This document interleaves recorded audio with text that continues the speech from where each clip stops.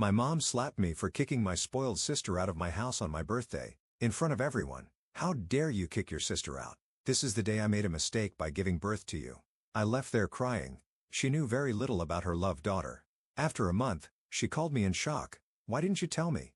I never thought this day would come. Standing in my very own apartment, keys in hand, I couldn't stop smiling. After years of saving every penny, living in a tiny rental, and giving up small luxuries, I had finally done it. I, Madison Gloria, was a homeowner. People always said I was the responsible one in the family. My younger sister, Maria, jumped from one boyfriend to another, always depending on them for money. Meanwhile, I worked hard at our Thompson & Associates LLC, saving every extra dollar I could. Our mom always said Maria was just finding herself, but I knew better. She had always been this way, the favorite child who could do no wrong. I ran my hand along the kitchen counter. This is my kitchen, I whispered to myself. It wasn't fancy, but it was mine. Paying the mortgage would be tough, but I had planned everything carefully. I made spreadsheets, budgets, and calculated every expense. That's who I am. The planner, the responsible one, or as Maria calls me, the boring one.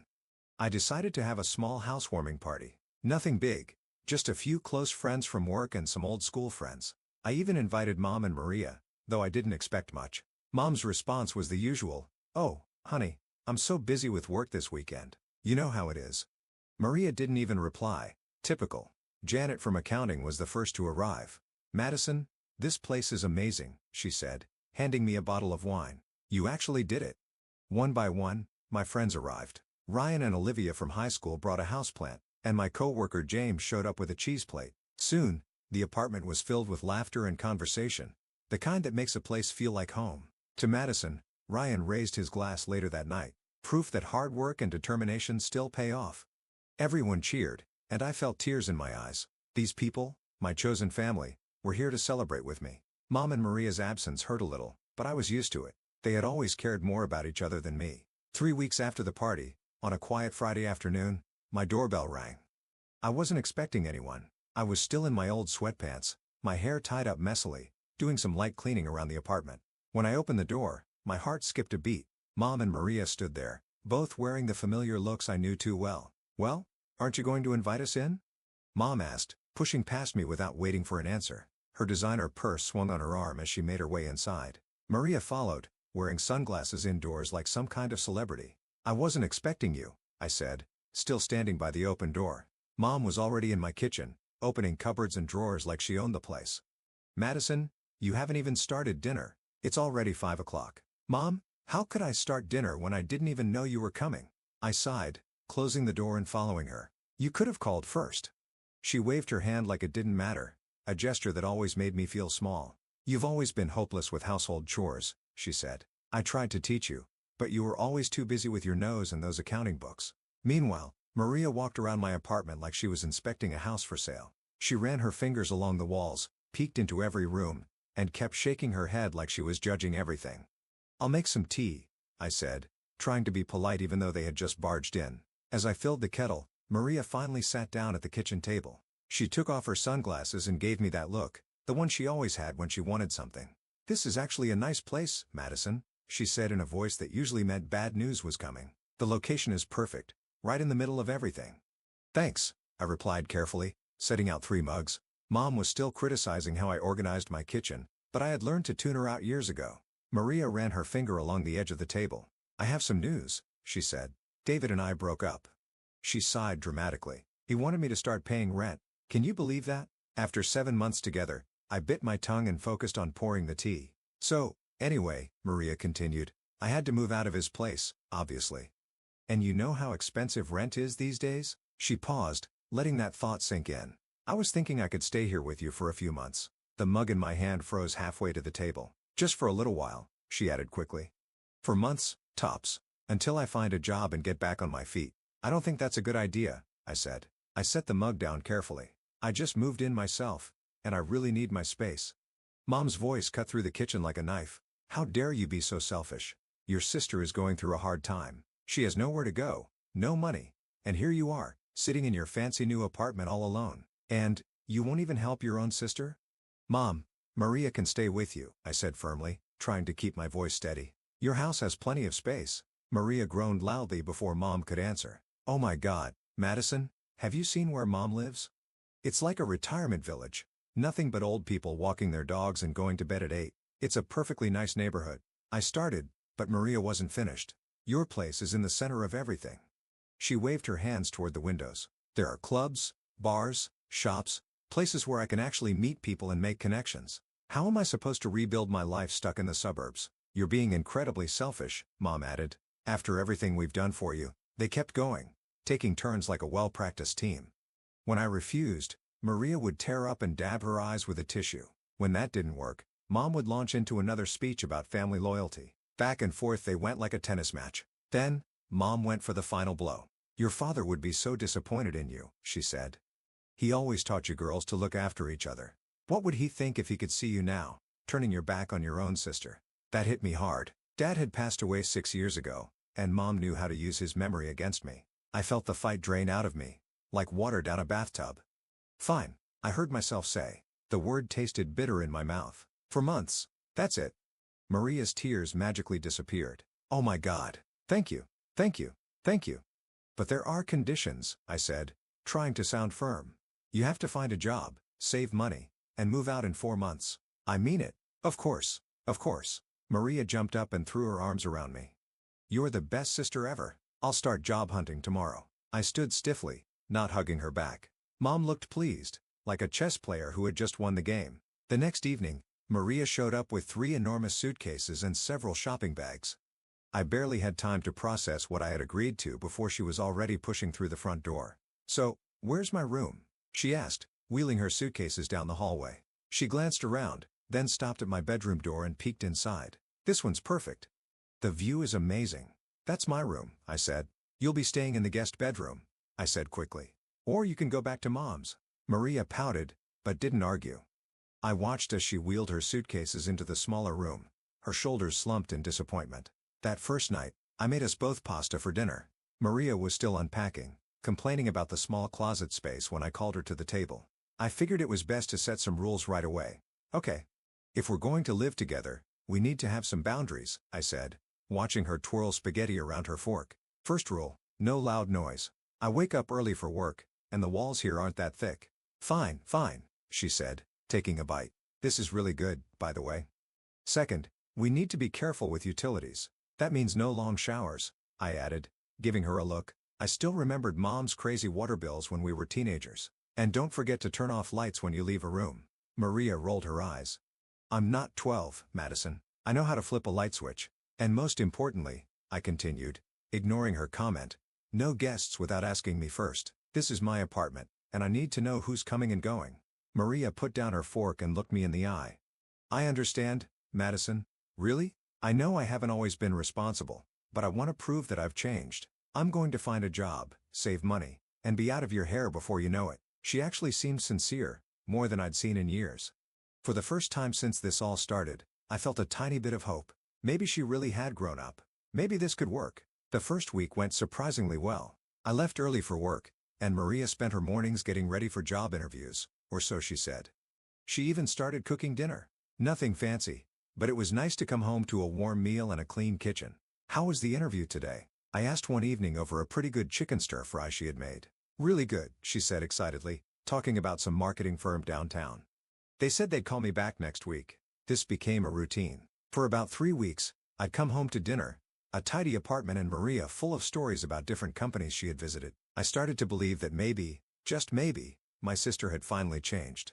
Then things started to shift. First, I noticed dishes piling up in the sink. Then, the cooking stopped altogether. I'd come home to find Maria sprawled on my couch, glued to her phone, the apartment looking exactly as I'd left it, or worse. One evening, after an especially long day at work, when I walked in, Maria was in the same spot she'd been in when I left that morning. The only difference? She had ordered takeout for herself and left the empty containers on my coffee table. I sighed and started making dinner, while she kept scrolling through her phone. When the food was ready, she finally wandered into the kitchen, drawn in by the smell. Maria, I said, trying to stay calm. I thought we agreed to share the household chores. Ugh. I'm just so tired of cooking and cleaning, she groaned, helping herself to the stir-fry I'd made. It's so boring. How was job hunting today? She shrugged, chewing her food. Went to another interview. They want, like, 6 years of experience for an entry-level job. Can you believe that? Did you apply anyway? No way, she scoffed. I'm not wasting my time on companies with stupid requirements like that. A month into this temporary arrangement, any hope I had of Maria changing was gone. My apartment had turned into her personal crash pad after endless nights of partying. While I was at work, I could hear her loud phone conversations through the walls, so could my neighbors. More than once, they complained about the noise. Sorry, can't talk now. I overheard her saying one morning as I was getting ready for work. Yeah, totally hungover.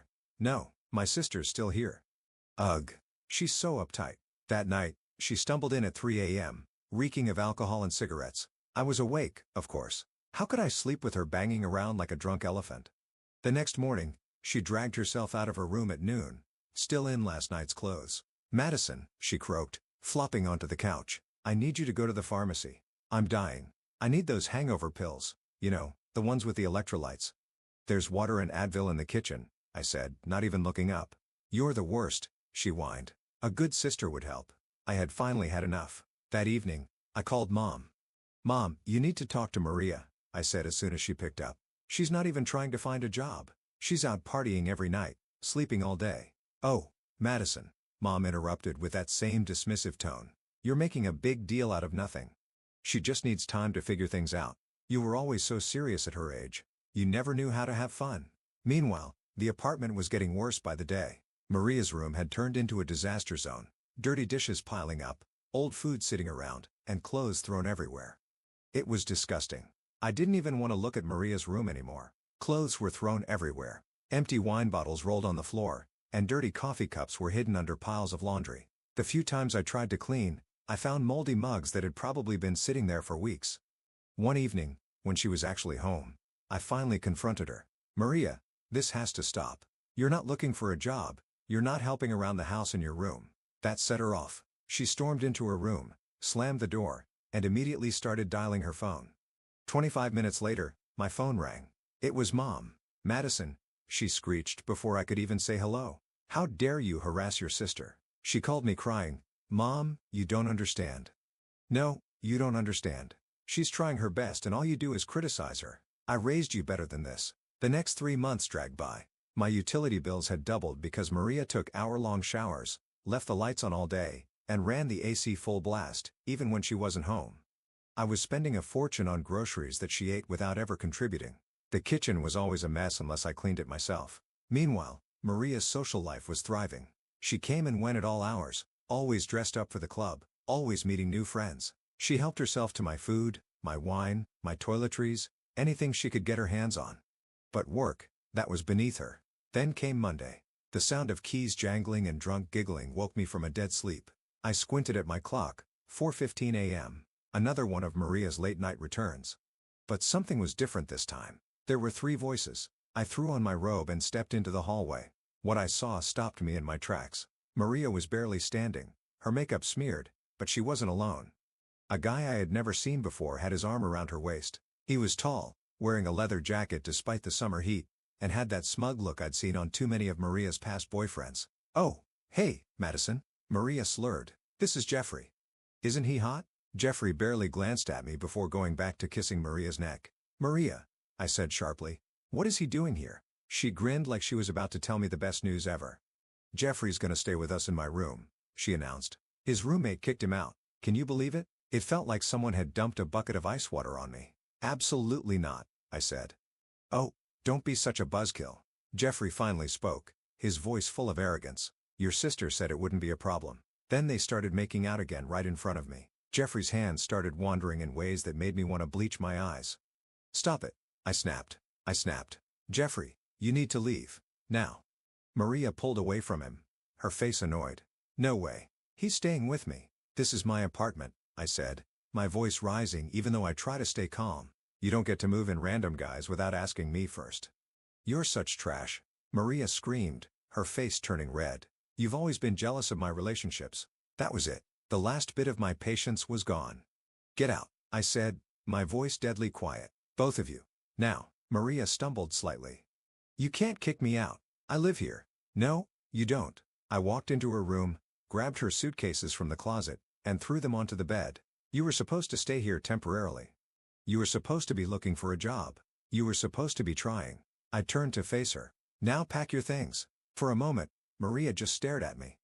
Then, suddenly, she started throwing her clothes and stuff into her suitcases like a tornado. Jeffrey stood in the doorway, watching silently. 17 minutes later, she slammed the last suitcase shut so hard I thought the zipper might break. She grabbed the handles, her knuckles white with anger.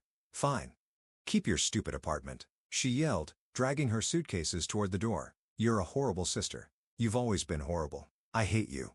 She stormed out with Jeffrey right behind her, shouting every curse word she could think of as she left. The door slammed so hard that my picture shook on the walls. And then, silence. My hands were shaking. It took exactly 45 minutes for my phone to ring. Mom's name flashed on the screen. How dare you throw your sister out in the middle of the night? She shrieked the moment I picked up. She could have been hurt. I hung up. Then, I turned off my phone completely. The silence in my apartment after Maria left was almost too quiet. The first few days, I focused on deep cleaning. She had left a disaster behind. Moldy dishes under the bed, wine stains on the carpet, sticky spots on nearly every surface in the guest room. I filled so many garbage bags, it felt like I was throwing out enough trash to fill a small landfill. Better safe than sorry, I told the locksmith when he came to change the locks. He didn't ask questions, just nodded and installed the new deadbolt. When I held the new keys in my hand, they felt like freedom. My birthday was coming up soon, and for the first time in years, I decided to celebrate it at home. My newly cleaned, Maria-free home. I invited my closest friends from work, some old school friends, and a few cousins from Dad's side of the family, the ones who understood the situation with Mom and Maria. I did not invite Mom or Maria. I just wanted one day, one drama-free day. The party started off perfectly. Janet from accounting brought her famous chocolate cake. Ryan and Olivia showed up with a bottle of my favorite wine. My cousin Amy handed me a beautiful houseplant, smiling knowingly. To celebrate your reclaimed space, she said. We were all in the living room, sharing stories and laughing, when the doorbell rang. My heart sank. I knew that aggressive ring. Sure enough, when I opened the door, there stood Mom. She stormed into my apartment like a dark cloud, her eyes scanning the room. She didn't even say happy birthday. Instead, she planted herself in the center of the room and began her performance. I can't believe you're all here celebrating with her, she announced to my guests. When she threw her own sister onto the street in the middle of the night, the room fell silent. My friends exchanged uncomfortable glances. Mom, I said quietly, this isn't the time. When is the time? She demanded. Asterisk. When is the time to talk about how cruel and heartless you've become? Your poor sister has been devastated. Maria acted terribly, I said, trying to keep my voice steady. She took advantage of my kindness. She was selfish. Mom's voice rose even higher. That's what you are. You've turned into a selfish, cold-hearted woman. Is this what you wanted? To live alone in your fancy apartment while your sister struggles? Something inside me snapped. Maybe if you spent less time spoiling Maria and more time actually parenting her, she wouldn't be struggling. The crack of her palm against my cheek echoed through the silent room. The slap was so hard, I stumbled backward, my hand flying to my face in shock. Ungrateful brat, she spat, her voice full of anger. You're no daughter of mine. Then she turned and stormed out, slamming the door behind her. The silence that followed was deafening. I stood frozen, my cheek burning, my eyes stinging with tears. I tried to hold them back, but I couldn't. Amy was the first to move, wrapping her arms around me as I finally broke down. The rest of my guests gathered around, offering comfort, but it didn't matter. The party was ruined. My perfect, drama-free birthday had been destroyed in less than 10 minutes. 4 weeks later, my cousin Amy called me. Just thought you should know, she said carefully. Maria and that boyfriend of hers moved into your mom's house. I changed the subject. I didn't want to know more. 5 months passed. I focused on work, redecorated my apartment and even started taking yoga classes. Life was peaceful. No drama, no late-night disruptions, no family stress. Just quiet mornings with my coffee and relaxing evenings with my books. Then one day, my phone lit up with Mom's number. I almost didn't answer, but something, maybe curiosity, made me pick up. Madison. Mom's voice was different, softer. Please don't hang up. I need you to listen. I stayed silent, waiting. You were right, she said, her voice breaking. About everything. She took a shaky breath. Maria, she's out of control. She and that Jeffrey person have taken over my house. They don't work. They don't help with anything. They just make a mess, over and over again. I could hear how exhausted she was. They throw these parties, she continued, in my house, in my quiet neighborhood, and when I tried to stop them last week, Maria, her voice cracked. She pushed me, Madison. She actually pushed me down. Mom was crying now. I need your help, please. I don't know what to do anymore. I sat there listening. I remembered the sting of her slap, the words she threw at me on my birthday. Ungrateful brat. You're no daughter of mine. You need to handle this yourself, Mom.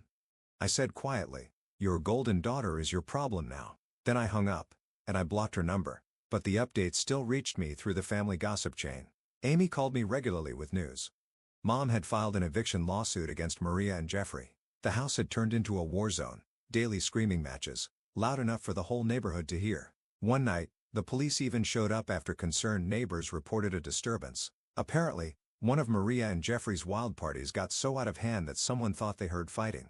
Aren't you worried about them? Amy asked one day. No. I replied honestly. Mom made her choice a long time ago. She always picked Maria over me. Always defended her. Always made excuses. Always made me the bad guy for not enabling her. This is the result. I don't know how the eviction case ended. I don't know if Maria and Jeffrey finally left or if they're still making Mom's life miserable. I don't know if Mom finally learned her lesson or if she's still making excuses for her precious younger daughter. But here's what I do know. My apartment is peaceful. My bills are back to normal. My dishes stay clean. My lights get turned off. No one helps themselves to my food or my wine. And I sleep through the night. No drunk giggling. No slamming doors. Just peace.